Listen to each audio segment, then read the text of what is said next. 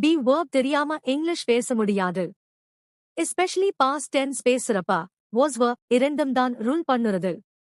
நீங்க இதோட ஸ்ட்ரக்சர் நல்லா கத்துக்கிட்டீங்கன்னு இங்கிலீஷ் பேசுறது ஒரு செகண்ட்ல வந்துரும். இப்ப நாம பார்க்க போறது past tense be verb was were statements. இது அன்றாட வாழ்க்கையில ரொம்ப யூஸ் ஆகுற grammar. past tense be na basically was were. நாம presentல am is are சொல்லுறது போலதான். past tense பேசுறப்ப was were மட்டும்தான் வரும். positive sentences பேசுறதுக்கான symbol. structure. subject was were noun அல்லது adjective இல்லன்னா place. நேத்து நீங்க ரொம்ப களைப்பா இருந்தீங்கன்னு நினைக்கலாம்.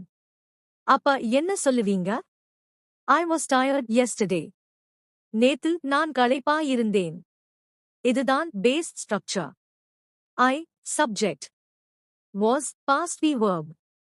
Tired adjective.